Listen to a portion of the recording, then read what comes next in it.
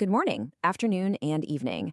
Welcome to the Global Brief by OneRead.news, where we present you information from all over the globe. Today, we're doing something a little bit different, a special kind of explainer. We're going to take all the headlines, all the noise from just one single day, this Monday, August 18th, 2025, and we're going to try to find the music in it. We're going to look for the signal and see what story the world was actually trying to tell us. Now, if you just glance at these headlines, they look completely random, right? A labor strike over in Canada, a science project at the South Pole, a book's anniversary.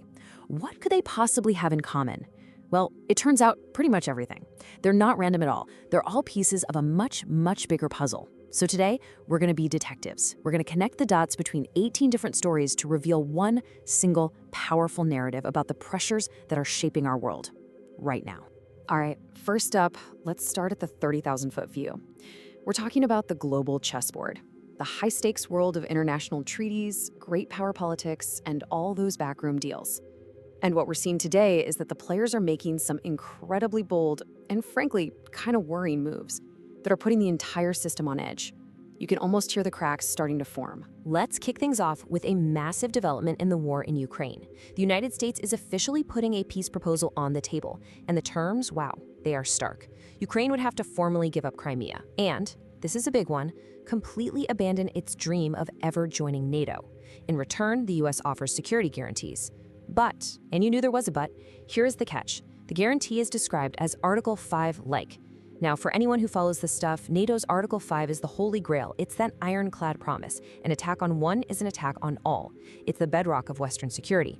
So what does Article 5-like mean? It sounds close, doesn't it? But that one tiny word, like, creates a diplomatic Grand Canyon. It's designed to give the impression of a promise, but with a built-in escape hatch. It's creating wiggle room right where you need solid ground, and it leaves the entire world asking, is this a shield or is it just the shadow of one? And you know, it's not just the formal, official channels that are getting murky. While all these diplomats are arguing over the meaning of the word like, we get news of this, a direct letter sent from the current First Lady, Melania Trump, to Vladimir Putin. It's being reported as a personal, urgent appeal for peace. Now, what do you make of that? Is it a heartfelt plea from one parent to another, trying to cut through the red tape? Or is it a really calculated political maneuver to go around the State Department? Honestly, we don't know. But what it does is completely blur the lines of statecraft. It throws this unpredictable, highly personal variable into an already unbelievably tense situation. Suddenly, geopolitics feels a little more like a family affair. And while the old powers are rewriting the rules of war and peace, new battlegrounds are quietly opening up in the most remote, frozen places you can imagine. Way up at the top of the world, in the Arctic, the US Coast Guard is shadowing 5 Chinese vessels. Meanwhile, at the very bottom of the world, in Antarctica, a new report is sounding the alarm. It's warning that the Antarctic Treaty, which has kept the continent peaceful and science-focused for over 60 years, is starting to buckle under the pressure of militarization. Now, the official reason for all this activity? Of course, it's scientific research. But come on, let's be real here. This isn't just about studying penguins or ice cores. This is about staking claims. It's about mapping the seabed for resources, testing new shipping lanes as the ice melts, and projecting power on the world's last frontiers. Science is just the convenient cover story. And all this high-level maneuvering brings us to the Democratic Republic of Congo. Right now, peace talks mediated by Qatar are officially underway. On paper, that sounds great. It's a step forward. But on the ground, it's an absolutely desperate race against time. Because while diplomats are sitting in these nice, air-conditioned rooms debating clauses and commas, a very, very real war is still raging. People are fighting and dying for territory, for resources, for their lives. And this really highlights the tragic reality of so much international diplomacy, doesn't it? It's an attempt to build peace on a piece of paper while the house is actively burning down around you. It's just a heartbreaking reminder of how incredibly fragile all these global systems really are.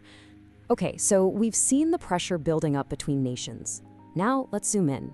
Let's see how all that pressure starts to trickle down and affect people at home. Because when governments are busy playing geopolitical chess, it's the regular citizens who feel the squeeze. And, well, eventually, they start to push back, and they push back hard. First, let's head to Canada, where the skies are eerily quiet. 10,000 Air Canada flight attendants have just walked off the job. And the result of that? This number right here, 130,000 people. That's how many passengers are being stranded every single day this strike goes on. Just take a second to picture that. That's like a sold-out Super Bowl stadium's worth of people every 24 hours, whose plans, vacations, business trips, and family visits have been thrown into complete chaos. This isn't just an inconvenience. For the whole country, it's a kind of paralysis. But this is where the story really catches fire.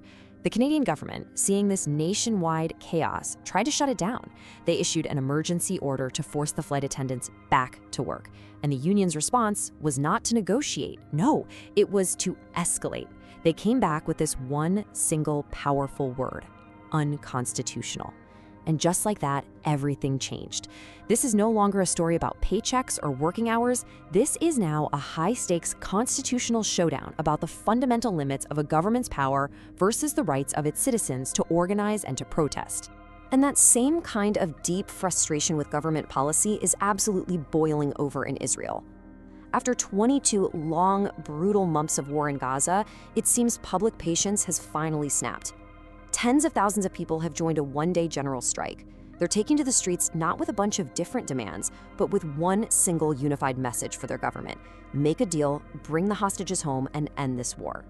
This is so much more than just a protest. You're looking at a profound crisis of trust between the people and their leaders. And, that crisis isn't just happening in a vacuum. Half a world away, in Mexico City, people are marching to the iconic Angel of Independence monument. And they're not there for a local issue. They're there in solidarity with the people of Gaza. This is a perfect, powerful example of our hyper-connected world. A conflict in one region ignites passion and protest in a completely different one. It's a reminder that in this age of social media and instant information, no crisis, no matter how far away it seems, is ever truly local anymore. People are also pushing back in a quieter, but maybe even more powerful way at the ballot box. Take a look at Bolivia. After nearly 2 decades, 20 years of socialist rule under the MAS party, this chart shows a dramatic, tectonic shift. The country is now heading for a runoff election between centrist and right-wing candidates. The party that has dominated politics for a generation, completely shut out. This is a political earthquake. It signals a potential major realignment, not just for Bolivia, but maybe for the whole region. The people have spoken, and they voted for seismic change. Meanwhile, down in Australia, the government is daring to touch the ultimate political hot potato: raising taxes. At a big economic summit, they're floating the idea of hiking the national sales tax. Now, the government's argument is that it's necessary for long-term economic health. But for regular citizens, it means one simple thing: everything from a morning cup of coffee to a new car is about to get more expensive. This is that classic, timeless political standoff between what a government thinks is good policy and what the public is actually willing to tolerate. And sometimes that pressure cooker of social and political tension just explodes into tragedy. In Brooklyn, a horrific mass shooting at a lounge has left 3 people dead. And almost immediately, the grief is swallowed up and becomes a political flashpoint. The 2 mayoral candidates, one a Cuban immigrant, the other the socialist incumbent, Zohran Mamdani, are offering starkly different visions for how to respond. The tragedy instantly exposed the deep, painful fault lines running right through the community on how to deal with gun violence, with policing, and with public safety. So, we've seen conflicts between nations, and we've seen conflicts within them. Now we're going to turn to a much more elemental battle: humanity versus the natural world. This is where we look at what happens when the planet itself pushes back, and when the systems we've built to protect ourselves prove to be tragically, fatally fragile. Let's talk about Hurricane Erin, which is churning in the Caribbean as we speak. Now, the headline might say it's only a Category 3 storm, and a lot of people might hear that and breathe a little sigh of relief, but that could be a deadly mistake. This is something experts call the storm category fallacy. See, the scale that gives us those categories, the Saffir-Simpson scale, was invented back in the 70s, and it only measures one thing: wind speed. That's it. But a hurricane's deadliest weapons are almost always its size, its storm surge, and the sheer volume of rain it dumps. Erin might have Category 3 winds, but the storm itself is massive in size.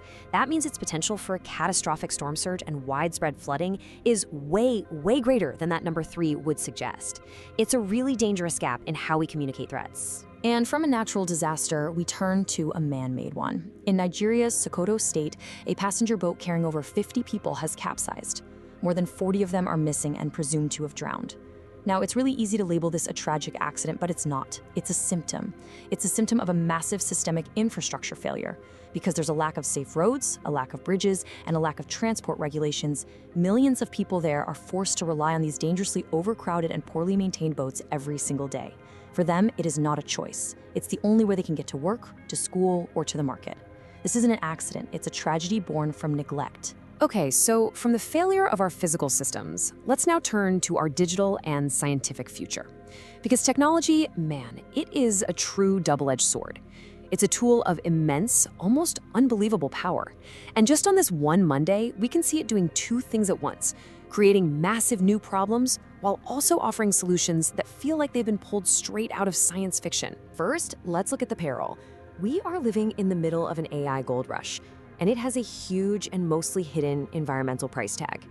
Training these incredible new AI models requires an absolutely astonishing amount of energy to run the computers and a staggering amount of fresh water to cool the data centers. And yet, at this very moment, big tech companies are actively lobbying governments to ease environmental regulations to help them build more of these power-hungry, water-guzzling facilities even faster. They want to build the future, but a lot of critics are asking a very important question. At what cost to the present-day planet? But human ingenuity and large-scale strategy can also be used to solve our most fundamental problems. On its Independence Day, Indonesia has announced a huge, ambitious national goal to achieve complete food self-sufficiency starting this year. Citing record-high rice stocks, the government says it's done with imports. Now, in a world of fragile supply chains and constant geopolitical uncertainty, this isn't just a story about farming. This is a declaration of sovereignty. This is a nation using its agricultural strategy to project strength and to guarantee that it can feed its own people no matter what happens in the rest of the world. And here is where the story gets really genuinely hopeful. Because while nations and corporations are competing, scientists are collaborating. Remember that new Cold War we saw brewing in the Arctic and Antarctic? Well, the Polarin project is the exact opposite of that. It's this amazing international effort that pulls together 64 different research facilities at both poles. We're talking icebreakers, monitoring stations, high-tech labs, and it offers free access to any qualified scientist from anywhere in the world. The goal is so simple and so beautiful. Just get more smart people from everywhere working together to solve our biggest climate problems. It is a stunning model for how we could be tackling global challenges. And finally, here's a piece of news that is it's genuinely mind-blowing. Scientists have created a groundbreaking gel that they are calling skin in a syringe. It's packed with living cells, and you can apply it directly to a severe wound or a burn. And it allows the injury to heal without the devastating, life-altering scarring that has always been an unavoidable part of recovery. This isn't just a small improvement. This is science fiction becoming reality right before our eyes. It is a breakthrough that could fundamentally change the lives of millions of burn victims, soldiers, and accident survivors for the better. So, we've seen geopolitical chess games, public protests, natural disasters, technological miracles. It all feels chaotic, totally disconnected. But I promise you, there is one thread, one single timeless theme that connects every single story we've talked about today. And that is the constant, unending struggle for power. And to really understand it, we can look back 80 years to a simple, brilliant story about a farm. 80 years ago yesterday, George Orwell published his masterpiece, Animal Farm. It's a pretty simple fable on the surface. It's about a group of farm animals who overthrow their cruel human farmer because they want to create a new society where everyone is equal, free, and happy. But, as you might know, pretty soon, the clever pigs take control, and that noble dream of freedom and equality descends into a nightmare of tyranny. And the book gave us this chillingly perfect, timeless line to describe how it all went wrong. All animals are equal, but some animals are more equal than others. And that line, that brings us right back to this Monday, August 18th, 2025. Just think about everything we've seen. The debate over who gets a real security guarantee and who just gets one that is Article 5-like. A government telling its striking workers that their rights are less equal on the needs of the economy. Nations posturing over who gets to control the polls and write the rules.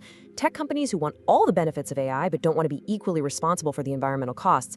Every single story is a struggle for power. It's a struggle to decide who in the end gets to be more equal. So the question I want to leave you with is this. 80 years after Orwell gave us that powerful, unforgettable warning, are we still making the exact same mistakes? Our goal here at The Explainer is to try and connect those dots, to find the signal in all the noise, and to give you the context you need, without the spin. It's a lot to take in, I know, but just understanding how these things connect is the most important first step. If you found this valuable and you want to keep going deeper into the stories that shape our world, the single best way to support what we do is to follow us on Spotify and YouTube to listen to this podcast every morning at 8 a.m. GMT. Thank you so much for tuning in. We'll be back with more headlines for you tomorrow morning at 0800 GMT. Until then, keep smiling and making this world a better place for everyone.